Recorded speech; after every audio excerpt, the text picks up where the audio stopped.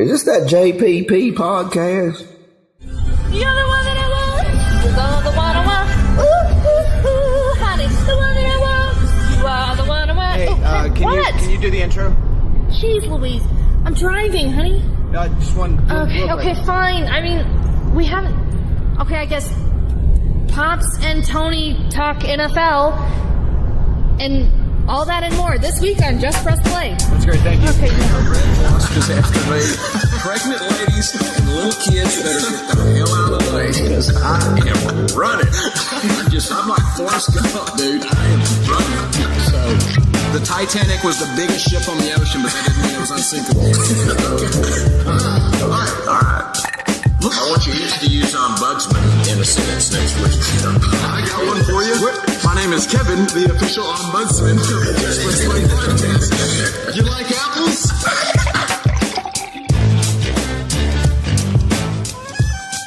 Well, all right, guys, here we are. We have a little bit shorter stick this week. It's just the old men, Tony and Pops. Here, you can call me Lifford, Tony. You don't have to call me Pops. I'm gonna call you Dr. Liff. We're gonna take this old school tonight. So, and I don't know what you're talking about, short stick. So, yeah, let's take it old school. We're gonna throw some knowledge down on them tonight. We're going to just talk through some things, mostly about the NFL. I'm reaching in my backpack because I do remember coming up with something kind of interesting that I'll have to find as we go through this. Yeah. I'll try to stay on the straight and narrow tonight, but normally when Dr. Liff and I get together, we have a tendency to talk about things we probably shouldn't talk about. But there was this one time in a hotel room, I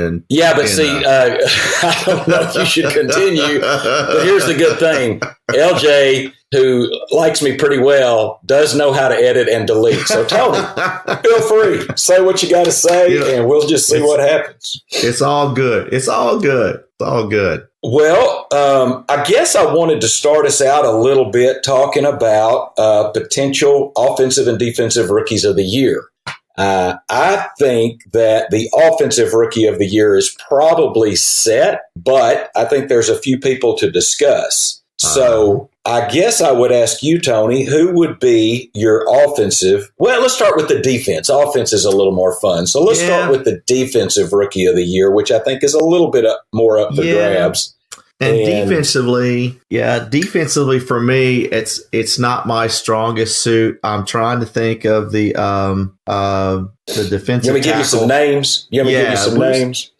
Some names to consider are Derwin James, the safety at the Los Angeles Chargers. Mm-hmm. I believe his name is Leighton Vander Esch, the linebacker at the Cowboys. Yeah. You've got Darius Leonard, the linebacker at Indianapolis, that has 6 sacks and also, by the way, leads the league in tackles as a rookie. Yeah. This is an odd one, Tony, but I'm going to bring this guy up. Michael Dixon, the punter at Seattle, who has changed a few games for Seattle. I don't think he's going to get Defensive Rookie of the Year, but he's worth bringing up. 2 more quick ones. Bradley Chubb, the defensive end opposite of Von Miller at Denver, who's had a pretty good year. Yeah. And then Denzel Ward, the cornerback for Cleveland, who's actually Cleveland's got some talent, and we may or may not get into that, but certainly they have some talent. Yeah. So those are the guys that I see that are kind of in the running for Defensive Rookie of the Year. Who were you thinking of? Well, the guy I was thinking of was Chubb with Denver. I think that, and you saw that this past weekend with the Denver's victory over the Steelers, that's still a pretty decent defense, keeping them in the playoff hunt. And he has played well on the opposite of Miller. Now, Leonard, though, at Indianapolis, we mentioned it a little bit last week. Indianapolis has really turned that defense around from their first couple of games. And so I think Leonard's having a hell of a season. You make a good point about Mr. Dixon, the punter. It'll be interesting if he's not Rookie of the Year, Defensive Rookie of the Year, but he's Special Teams Player of the Year. And I could see that happening. I could see that happening. Because, you don't really have there's not really an outstanding return man out there this year. And returns have really – you don't see many of those this year. We haven't seen a Devin Hester type season from anybody this year. So but for me, the defensive player, I think it's Leonard or Chubb? I would agree. I think it's probably Leonard, and Chubb would be the second guy I would think. Now, because I'm a Cowboy fan, I do have a little predisposition to Vander Esch, who I think has, quite frankly, played his ass off this year and done a hell of a job. Certainly, he's had the opportunity a lot because Sean Lee's ability has been unavailable. Double hammy Lee has given him that opportunity. Yeah, and I would agree with you there. He's a great story, coming out of 8-on-8 football and not playing. Where did he play college? Boise State, I believe. Oh no, Boise State. Boise State, or for some reason BYU. I'm pretty sure it was Boise. Boise, okay. And to get where he's at, but I don't think it's if Lee doesn't get hurt, I don't think he's having the year. And he's really only been that strong these last 4 or 5 games. So. True. I've noticed him much more the last bit, and I will say that I think Jalen Smith makes him look really good because Jalen Smith, who's not technically a rookie, he was out all of last year, I think, with that knee injury. Yeah. But boy, is he playing good at linebacker. The Dallas defense looks to be for real to me. Yeah. We'll find out this week for sure. We'll find out this week. No doubt. So that brings us then to the offensive rookies of the year, which probably more people will be familiar with. And I guess like I did with the defensive rookies, I'm going to just throw some names out at you, and then we can discuss any and all that you want to. Okay. And I'm going to bring the first one up as the guy I think probably is running away with it is Saquon Barkley at the New York Giants. I think he is, pun intended, running away with the award. I think others that do merit some discussion is Philip Lindsay, the running back at Denver that went undrafted. I think he was a free agent signing and has taken the job from the highly drafted, was it Freeman? Royce Freeman? Yeah. Nick Chubb, who's had a great last few games without that offensive powerhouse of Todd Haley and Hugh Jackson there. Yeah.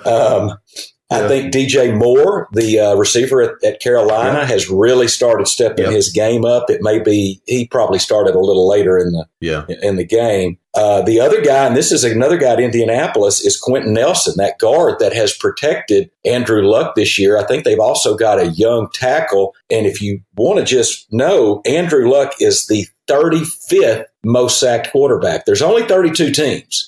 And so he has been sacked only 11 times and is 35th in the most sacks. So he's been sacked less than some backup quarterbacks. Yeah.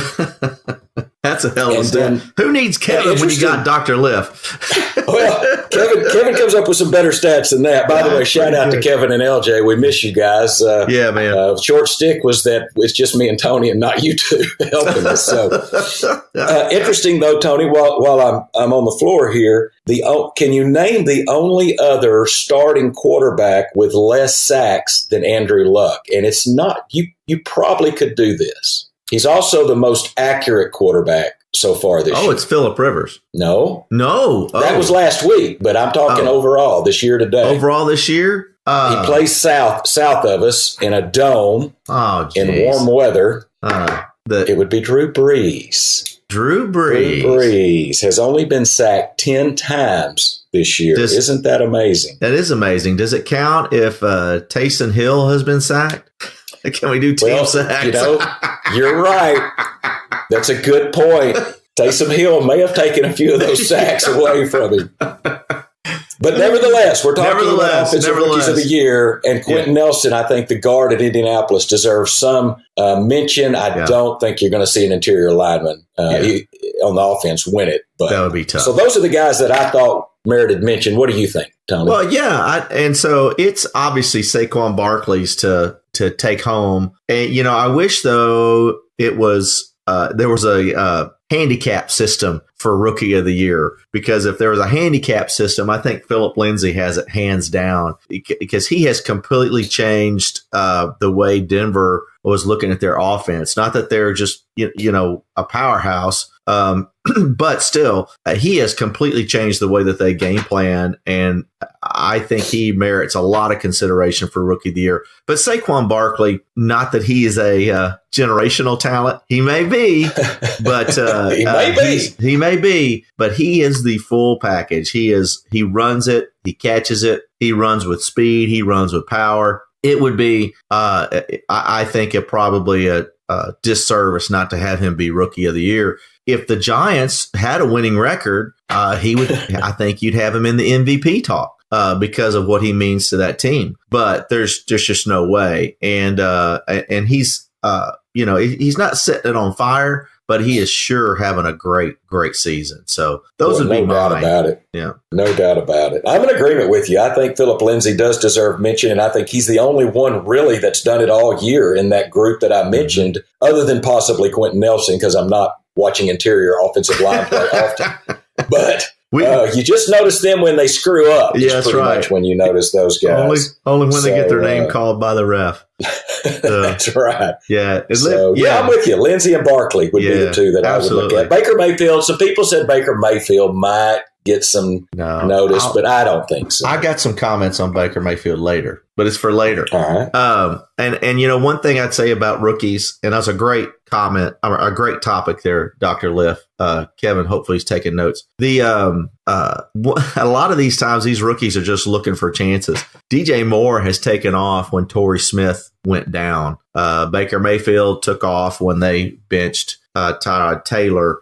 So you see a lot of these rookies get these opportunities when injuries come to those guys in front of them. And that's where you really start to see them take off. And so that DJ Moore, I think, is a perfect example of that. Got his opportunity and took it. Philip Lindsay just flat went out there and outperformed Royce Freeman. And that's just awesome. Yeah, from the very first game. Well, what we're going to talk about now, Tony, is I've kind of looked through some of the games this weekend. I watched several and looked at some of the box scores. And I'm just going to give you some things that stood out to me, and just let's maybe comment on them. I thought the first one that stuck out to me was the Houston Texans beating Tennessee 34-17. So soundly beating the Tennessee Titans. Yeah. And what stuck out for me there was Lamar Miller had 162 yards on 12 rushes. Where has he been all year? And I'm going to pull a Tony. He's on my fantasy team. Where the hell has he been all year? He showed up last week for damn sure. Yeah. The other thing, in a losing cause, Marcus Mariota was 22 of 23 for 304 yards and 2 touchdowns. So those are the things that stuck out to me in a losing cause from that game. And I will say this on Lamar Miller. Yeah, and that was 97 yards of that came on that one run, which was an incredible run. And all of a sudden, he just broke out. And I didn't realize Lamar Miller could run with a bear chasing him, because that's what it looked like he was doing. Or a red wasp. It was one of the two that were chasing him, because, man, he took off out of a cannon, and that safety for Tennessee just could not catch up. It was pretty interesting and had an angle, and Lamar just went right past him. That was pretty impressive. I'm surprised Lamar didn't go sit in a tub of ice after that run, but he take some oxygen. Oxygen, kept going. But yeah, absolutely. And Mariota, I talked about it a little bit last week when we had some discussions by some kid that was here at my house about Tennessee not being in the playoffs. And, I think it matters what Mariota does. And you saw that last night. He can control the game. He is a game style quarterback. Let the defense do most of the work. I'm going to get you a couple touchdowns. I'm going to be accurate, short throws. But some of that is a factor that he can't throw the ball deep like a lot of quarterbacks can, and that kind of limits his ability. But when you get 303 yards on 22 throws, you're doing all right. Man, Tennessee jumped out last night, 10-0 lead. Shout out to MyBookie.ag. They took some of my money last night. I got excited thinking Tennessee was going to roll, so I doubled down, and they showed me that I'm not supposed to do that. So good for them. But it was a good game. I thought, it'd be nice if Lamar Miller would have done that weeks 1 through 4. Yes. But once again, my bookie is showing why Tony does not need to quit his day job and start gambling a living. Absolutely. You're out of that van down by the river. Yeah, right? I'm not in the van. I'm not in the van tonight. So We're still good because I didn't bet that. So one thing I did want to say about that, since you brought up my bookie, or I brought up my bookie. Yeah, I made a mistake on last week's podcast. I didn't realize I flipped on Detroit between when we did the podcast and Thursday because Kerryon Johnson was out and then Marvin Jones is out. That definitely changed my mind about Detroit. We can forget that anytime there's a plus by Detroit now. It's we need to get out of that. But I did hit the Sunday afternoon parlay, so I did make money this weekend. So that's good. Well, attaboy. Way to go, Tom. Yeah, we like Miami. One of the Miami might be, I can't remember if they're in here or not, but another game that really caught my attention was Seattle beating the Carolina Panthers. And that's not to bring up your past discourse. No, they cost me money again, yeah. Thing. But I thought Seattle beating Carolina there, I think wasn't that a last-minute field goal? It was, I think I saw some highlights. Yep. And I guess what really shocked me there is how far Carolina's fallen so fast. They're not out of it, but do you realize they have not played New Orleans yet? Right. They still have 2 games with New Orleans. Now, one of those may not matter. Right. But that was a big win for Seattle, in my opinion. Yeah, huge win. Man, they really played. They're really coming together since I'm going to forget his name now. Since what's his name flipped him off and said, "Screw you guys, I'm out of here." They're doing great. Earl Thomas? Earl Thomas, yeah. They have really rallied. It's not the Legion of... Wait a minute. It's not the Legion of Boom, but they're doing a good job. Earl Thomas Conley. I'm not thinking of Earl Thomas Conley, rose-colored glasses, am I? No. It is Earl Thomas. Earl Thomas was, yeah. That's a good one, There is Doctor. ETC. We do know ETC. We're going old school now. He's rose-colored glasses.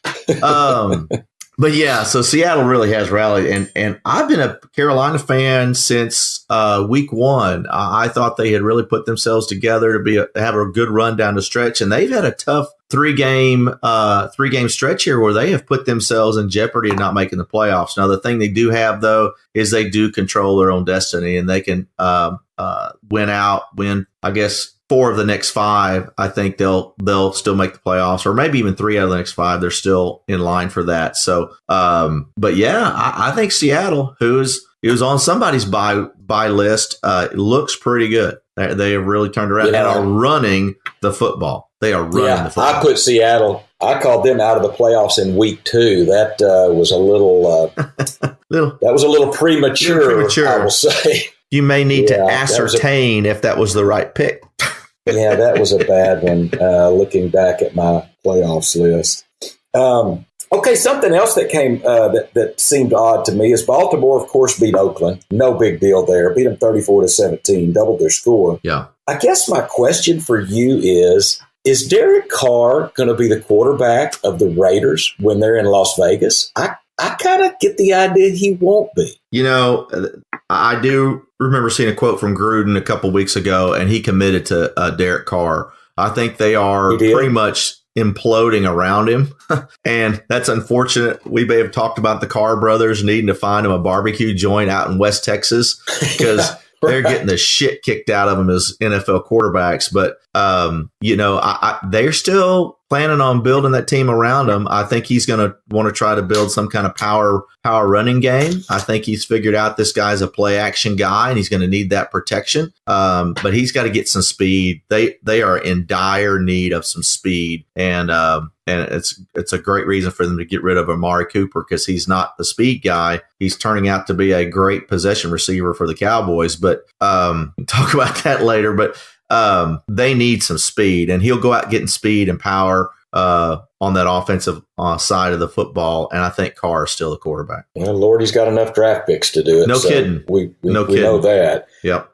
Since you brought him up, Amari Cooper, you're saying he's not a speed guy, and I'm unsure about this. Obviously, he had a 40 and a 80 or 90 yard touchdown, whatever it was. And I believe it was on the 90-yard touchdown, the longer one, where Prescott threw it into triple coverage Yeah. And Cooper went up and got it. I mean, that was kind of an ill-advised throw, and then he just got the jump on the guys and outran them to the end zone. So a couple of questions. One, is Amari Cooper, he's certainly worth a first-round pick that may be in the latter half of the first round. Yeah. And was that was an ill-advised pass that was just fortuitous for Prescott, was it not?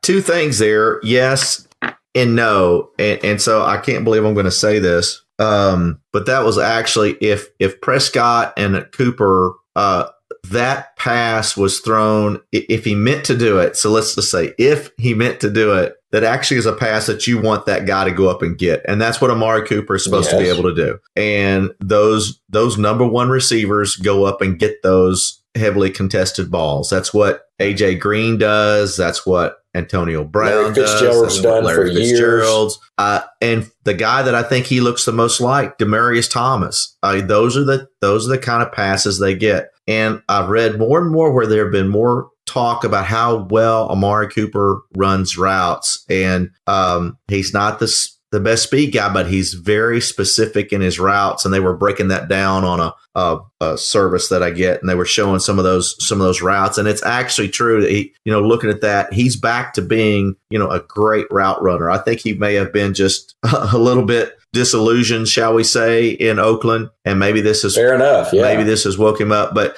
he's that guy. He's not going to beat you with speed, but he's going to beat you with the route running. And we see a lot of guys. Adam Thielen is that way. But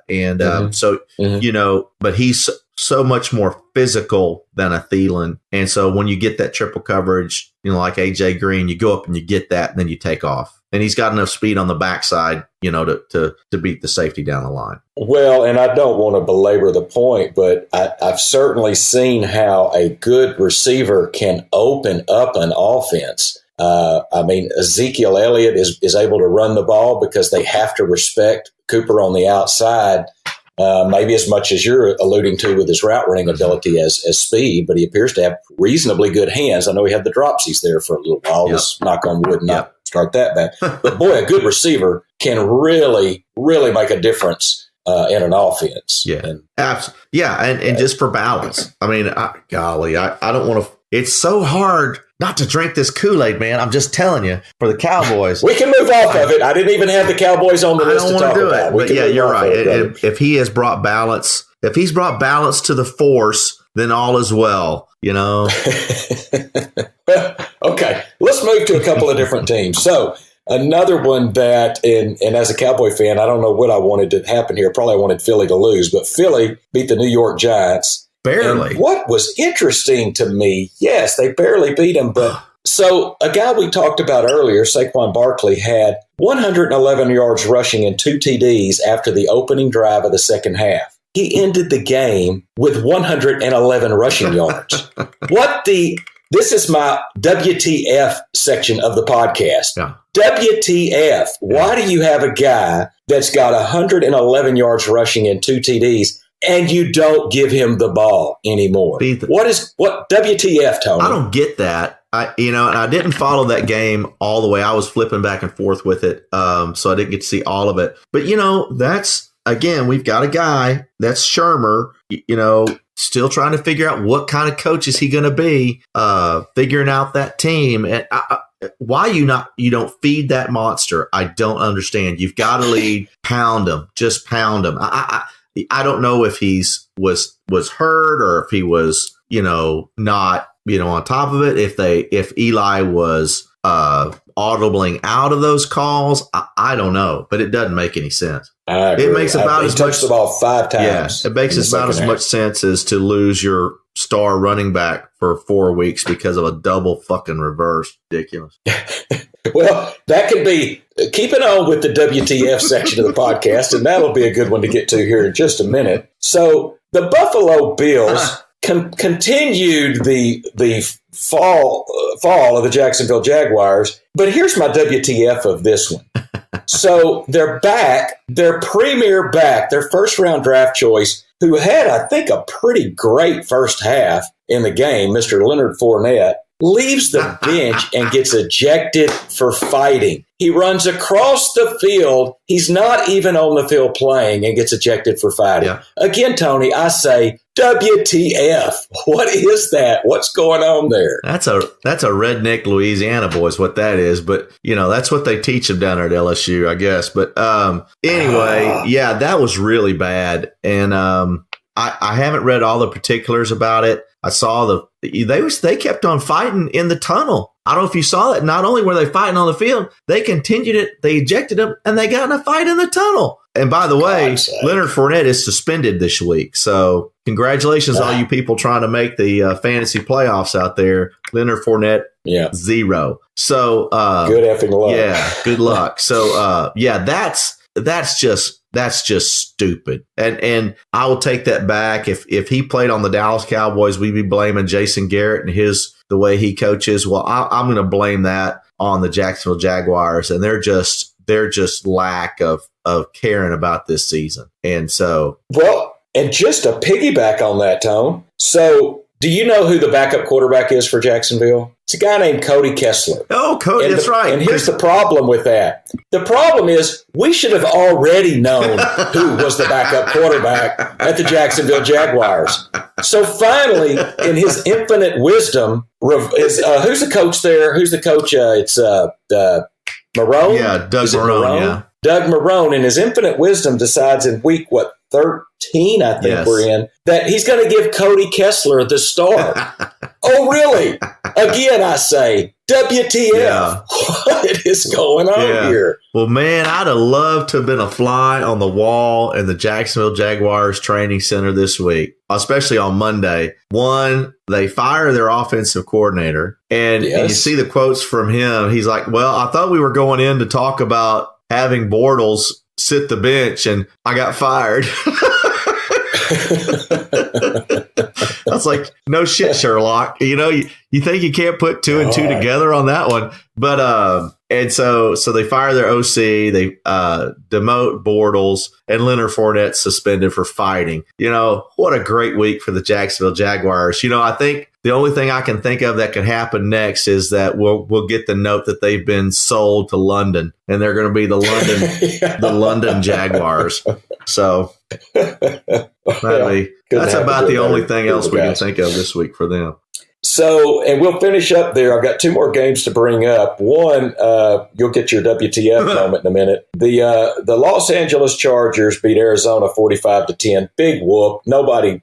That's nothing unexpected. Yeah. What is that Phillip Rivers, who I mentioned, I think last week, is Hall of Fame material. Completed 25 straight passes and ended the game 28 of 29. Wow. What a game. That's an amazing accomplishment for hell, a guy's got 8 kids. I don't know when he has time to practice football. Maybe that's why he does practice football, because he's got 8 kids. Maybe. He's out of the house. He spends all his time to practice. Hey, man, sorry, I'd love to stay and change diapers. I got to go. And then I'm going to give you the floor, because I've got Mr. Gordon, Melvin Gordon, in one of my fantasy leagues. It's not the one that we happen to play in together. I do. And so I know he suffered a right MCL injury, and you were kind of telling me how exactly did that come about, Tony? Yeah, I can. So they're up, I think, either 27-10 or 37-10. I can't remember the exact score. Prestige Worldwide would be able to tell us, but it's in the middle of the third. It's not even the start. It's the middle of the third quarter, and so they draw up the good old double reverse. So it's not like, oh, we better surprise these guys because we haven't been able to move the football on them at all. We've got to figure out a way to move the football. And they call a double reverse. And on the double reverse, Gordon gets leg whipped. Nobody called it. He gets leg whipped by the tackler. Down goes Frazier. Oops, right MCL strain week to week. Probably a 4-week injury. He might be back for week 17. We'll see. But that is so stupid. So that brings up a question. And Lifford, I know I always value your opinion on this when we talk about these philosophical things. So, where do you think, should Melvin Gordon have been in the game? Where do you draw the line on a professional player, whether they should be in the game or out of the game? You've got a big lead. They're getting paid to play. People buy tickets to see these people play. But where do you draw the line The guy was questionable coming into the game, already had a knee injury, wasn't supposed to play, played in, talked his way into the game, had already played a full half, and gets that injury at what turns out to be a most inopportune time. But I also understand, hey, man, they're getting paid to play. They ought to be out there for 60 minutes. What's your take on that? Well, all right, a couple of things. One, so they're playing the lowly Arizona Cardinals. It's not like they're playing the LA Rams or anything like that. They're playing one of the worst teams in the league. They've got a significant lead. It's at least the middle of the third quarter, I think you stated. And so those are my couple of things, but here's the main thing. You're paid to win games. You're paid to win championships. I'm telling you, if I'm a coach, I sit my players any damn time I want to. I'm not playing to the crowd. I'm playing to win games and win championships, and that's all I'm trying to do. This is a little bit different subject, but in the NBA, they're talking about resting players, and you know what? If back in the day, the Chicago Bulls were in Dallas, and that's my chance to see Michael Jordan, they sit him out, I'd have been disappointed. I would have been disappointed, no doubt about it. If LeBron comes to Dallas and they sit him out, I'd be disappointed. But I get it. It's an 82-game season, and they're trying to win championships. Yeah. So I think if you're up in the middle of the third quarter, you don't run a damn trick play with your all-pro running back. You just don't do it. So I'm with you. Take him out, set him on the bench, let him rest up for next week. And, you mentioned the NBA, and I was going to ask you about that, and I'm glad you brought that up because I've always been, and I'm not the most versed person on the NBA, but, I've noticed that's becoming a trend, and I hear, Stephen A. Smith talk about it. I hear him yell at my TV about why they need to play. But anyway, I now kind of say, you know what, I get that. You gotta rest him, you gotta take him out. And Gordon shouldn't have been in the game. But on the other hand, though, here's my other thought about it for the devil's advocate thing is you can't play scared. If you're scared of an injury to someone, those things are just going to happen. You can't play scared. And so you've got to continue to play the game and injuries happen. But you know what? Not on double reverses in the middle of the third quarter against the Cardinals, So yeah, no, I agree. So where would you stand on? It's week 16, week 17. You've got the bye week, playoff bye week wrapped up. Do you rest your players or do you play them to keep them hot? I play them a half and rest them because you want to put them out there to keep them hot, to give them the opportunity. But I don't see any reason why they play in the second half. If you are the number 1 or number 2 seed, now if you're the number 2 seed and have a chance for the number 1, you should be playing. If you're the number 2 and you don't have a chance to move anywhere, you're not playing them. I don't even know if you start in week 17. There are some people that say give them 2 weeks off, they're going to be rusty. Not after 18, 20, after like 24 weeks of preseason and training camp and a full slate of football, they're going to be fine. I'm not a big believer in hey, you can't let them get the rust. I think you let them get the rest and keep them out from getting that injury risk and you move forward. So I think I agree with you. I would say too, one other is if you have a chance to have a perfect season, like I think, was it Indianapolis years ago or something? And Tony Dungy, that comes to mind. Yeah, I can't remember. Peyton Manning, or I can't remember, but yeah, I just think if you have a chance to have a perfect season, that's like, and maybe you've got the number 1 or 2 seed lined up if you're 16 or 15 and 0. But man, I think you got to go for something like that. Yeah, no doubt. That's important. Yeah, and that's like if let's say the Saints wrap up the number 1 seed and Drew Brees has got a chance to set, I forget the overall yards record, which including playoffs. I don't think he can catch Brady this year with that. He's a couple thousand, I think, away. Do you let him play? Absolutely. Does he need to get that? Absolutely. Because you never know in the offseason what could happen. So absolutely. Yeah. If you're going for something, go get it. But otherwise, you're sitting. Yeah, I'm with you. Yeah. All right, Tony, I had one other thing, and then we can get into our buys and sells and playoffs, but and anything else you want to get into. But I really thought it was interesting, and LJ should have been proud. Denver beat the Pittsburgh Steelers 24-17. Yep. Denver has now defeated 2 7-win teams in consecutive weeks. Denver looks legit. Yep. And I think it's a possibility. I know Denver will not be one of the teams that I'm saying can't make the playoffs this week. I think it's still a long shot. I do. But I think Denver's got a shot. And so wondered kind of what, if you got to watch, I didn't get to watch that one. Maybe you did. Yeah. If you had any thoughts about that game. I watched that game, and it was a really good game. And I've been on the Broncos bandwagon, and you to LJ's credit, they're a better team. And we've kind of talked about, you can have a lot worse quarterbacks than Case Keenum, like Blake Bortles. I think and I think when Demaryius Thomas left town, I think a lot of people said, yeah, well, they're done. But I think they've shown that was just a situation where they thought they had a player, or their scheme could fit that mold without Demaryius. And so a couple things happened this week in that game. Jeff Heuerman, their tight end, broke his ribs, is now on IR for the remainder of the year. He was having a pretty good season. That's going to be a tough one for them. Not that they threw to him a lot, but he was in there 75% of their plays. That's going to be a tough loss for them, especially in their run game. And Cortland Sutton didn't rise to the occasion. He did not. I was going to bring that up. He certainly did. And so that's kind of disheartening. Those are the kind of situations where, and we talked about DJ Moore rising up when Torrey Smith went down. Cortland Sutton, the first week Demaryius was gone, had a pretty good week, but he's kind of slacked off a little bit. He's not doing what they need him to do now. Emmanuel Sanders carried them yesterday. That was our Sunday. He had a phenomenal game. But he's kind of been carrying them all year, Tony. And and you knew he's going to do that against his old team. But the Broncos, now they got a shot. I don't know their exact remaining schedule, but when I was listening to the after game show, they said that their schedule is a lot easier coming down the stretch than it is for a lot of the other playoff contenders. And if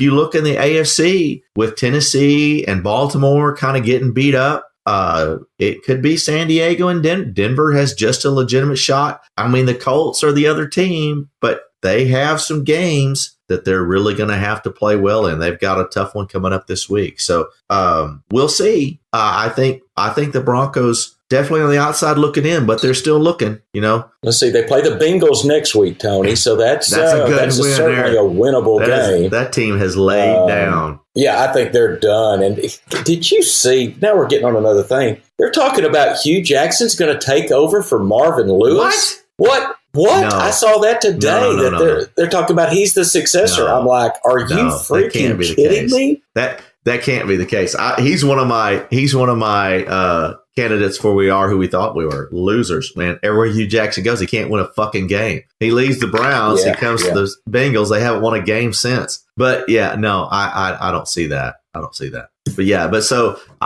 that, so we'll see. But I think the Colts and the Broncos are probably fighting it out for that last place. I know I'm dissing my Tennessee Titans and I'm dissing the Baltimore Ravens, but I'm a little concerned that Lamar Jackson, Flacco's going to be back this week. I think they've caused themselves a controversy, and we'll see what happens. But the Broncos have a shot. They have a shot. As we've talked, I think if Harbaugh puts Flacco back in as starting quarterback, I think the people in Baltimore are going to be disappointed. They want to see the kid play. And what I hope they do is they fire Harbaugh, and them, I don't want the Clapper to have I don't want him to mess around and make the playoffs and make some noise. I want to get another coach, although he's done semi-well lately. We're going to find out Thursday. This is real. We're going to find out Thursday. We're going to find out Thursday if this is real or legit. That's one of the three games. There's three games that really stand out to me coming up, and that's this Dallas-New Orleans. We got Minnesota at New England this week, and we got the Chargers, the Los Angeles Chargers at the Pittsburgh Steelers, which I think is maybe the Sunday night game. The thing about the Chargers-Steelers, neither one of them really have that thing to win for because the Steelers now have blown out. They got a 2-game lead on the Ravens. And it's not like the Bengals or the Browns are going to catch them. Because I think they're 7.5 because they're 7-3-1 and the Bengals are 6-5. Well, now I'm just showing Pittsburgh 7-3. I'm showing they still have a bye week. No, they're 7-3-1. They've got that tie with Cleveland to start the year. Okay. Okay. Yeah. Right. So they've got a game and a half on Baltimore, and this is where that tie turns out to be just like a win in this situation. So, I think we'll see if the Ravens can continue. But yeah, that Chargers Steelers game, although will be entertaining, except LJ shouldn't turn into that because there'll be a lot of offense. And Ben Roethlisberger. So that means he's going to watch the whole thing. I heard him talk about him and Hannah watching that game. I heard that. I know he's secretly a Roethlisberger fan. I know he's got Big Ben sheets on that bed. I know what's going on. I hate to say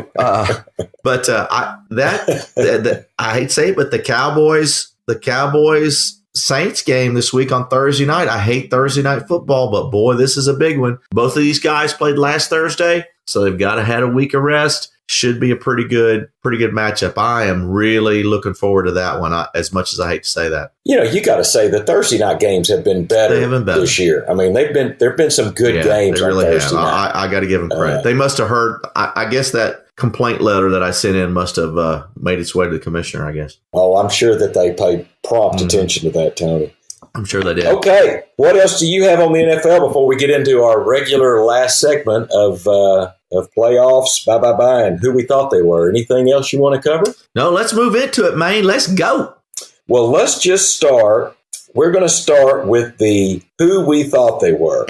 And I will go first on this because it's a guy I've already mentioned. But who we thought they were this week for me, and I didn't choose him. I did see I picked Denver out of the playoffs. Unfortunately, I said I didn't earlier than I have, so that may come back to haunt me, as I did Seattle. Anyway, so my who we thought they were this week is Patrick Rivers. I'm telling you, I'm impressed with the guy. I think he's having as good a season. I think he's 36 years old as he's ever had. I think he's got some offensive tools. The loss of Melvin Gordon is going to be very difficult. Yep. There's no doubt about that. They could use him this week against Pittsburgh. But Patrick Rivers is going to be who I thought he was. I thought he was a hell of a good quarterback, a potential Hall of Famer, and that's who I'm picking this week. Okay. So for me, who we thought they were, we already thought they were, I am going with Baker Mayfield.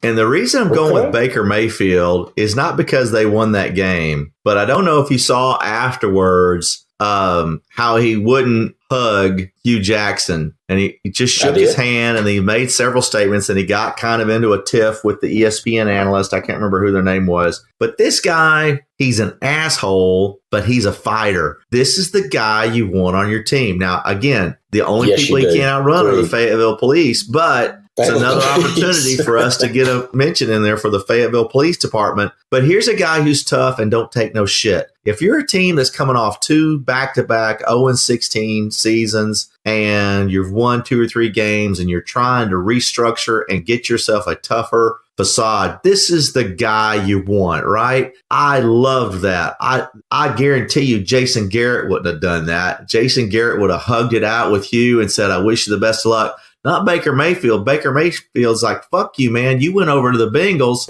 You're my enemy right now. Hey, if we play golf some other time, that's fine. But right now, I'll shake your hand. But that's the way it is, man. It's football. But I ain't hugging your ass. That is old school, and that's the way you should play it.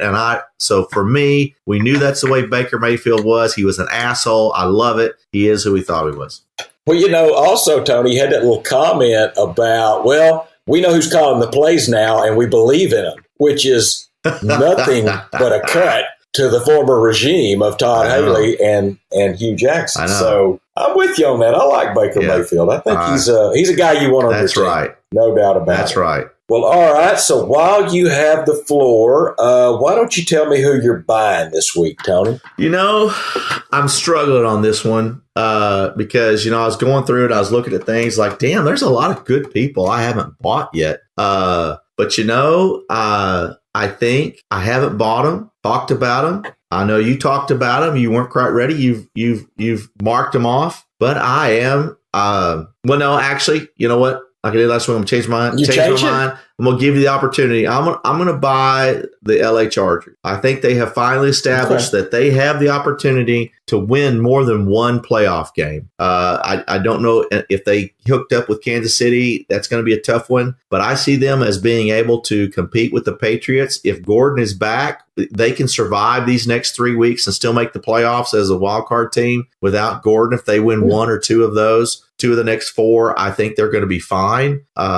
and will still be that wild card. They're not going to be their division winner. There's no way that they're going to catch the Chiefs, but I say no, there's not no way, but it's very improbable that they will. So they're going to be that top wild card, probably going to play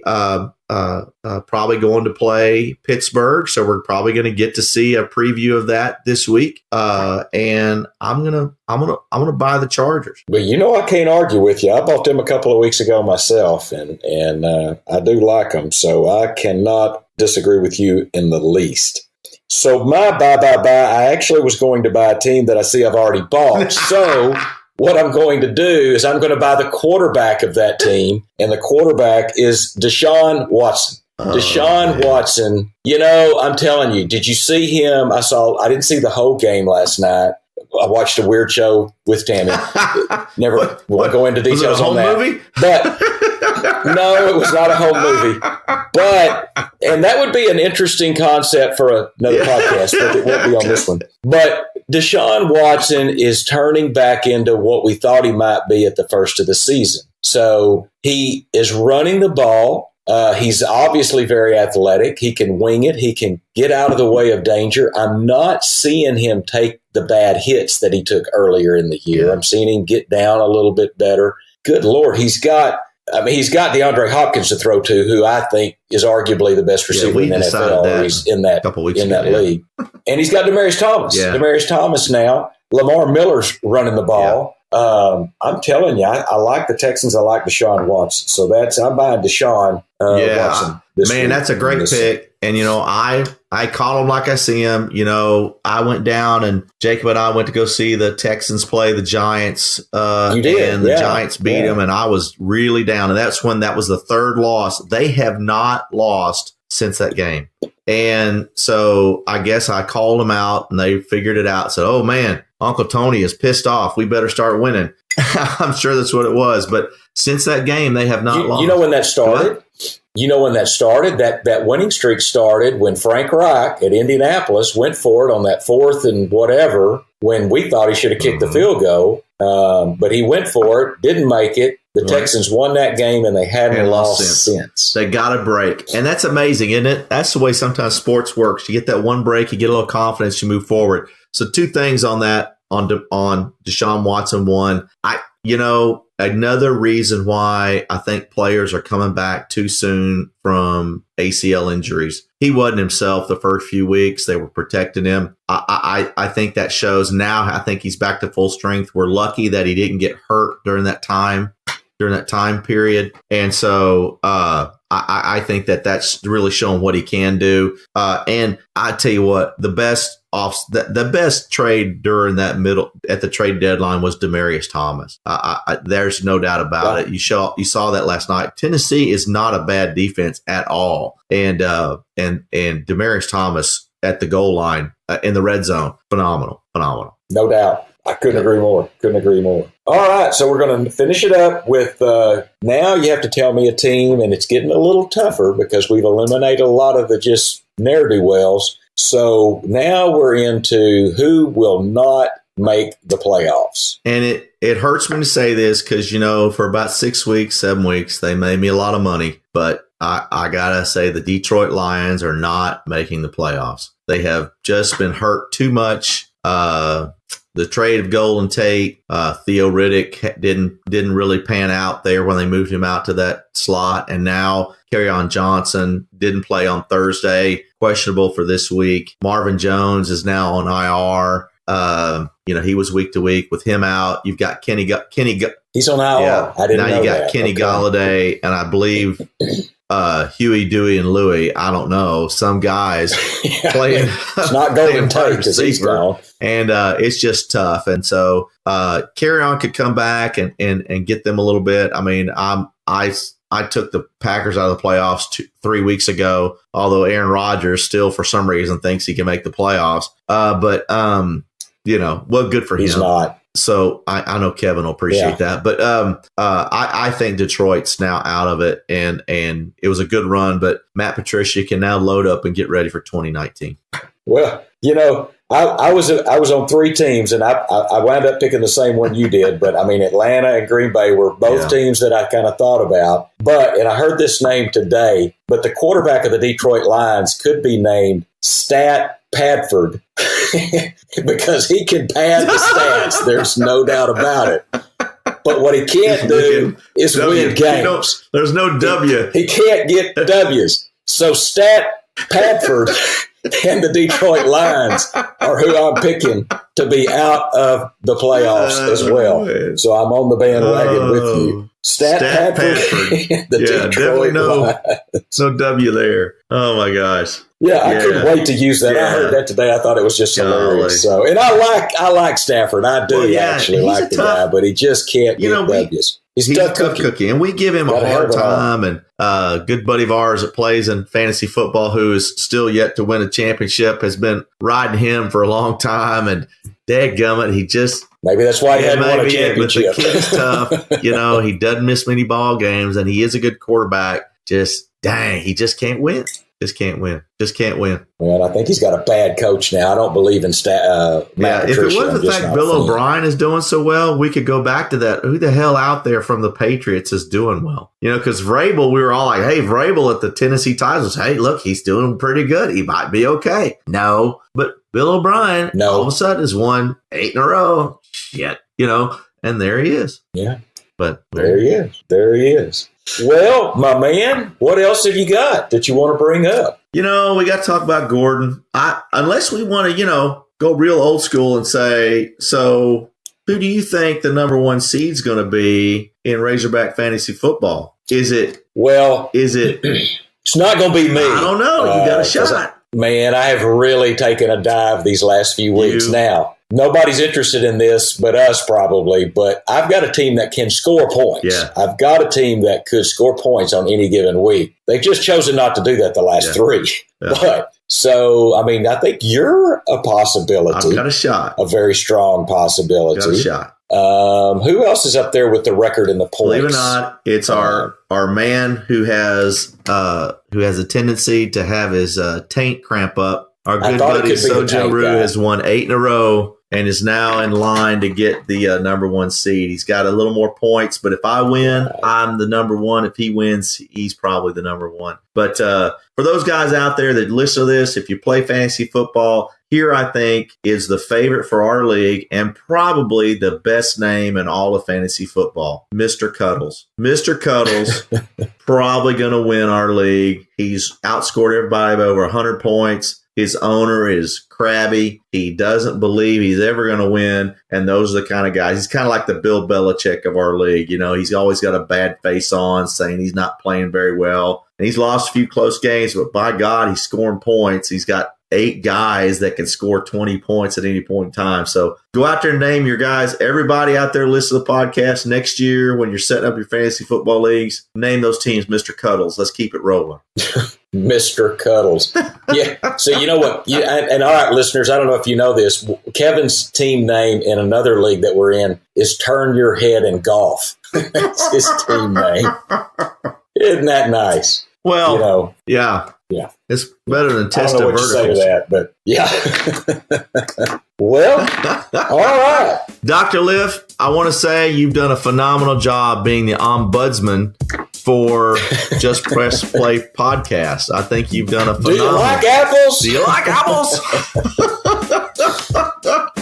Well, we will see what the 2 young wonders do with these old guys podcast and see how this all comes out. But hey, as the song goes, I'm not as good as I once was, but I'm good once as I ever was. As good once as I ever was. That's right, baby. There it is. All right, I think with that, we're out. Peace.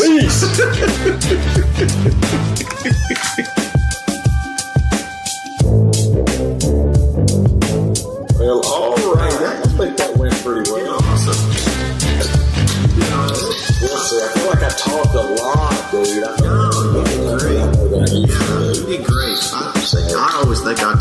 much, and then I listen to the podcast, and it's pretty even. Once I get on a roll, I talk too much. I need to be careful, but yeah, it was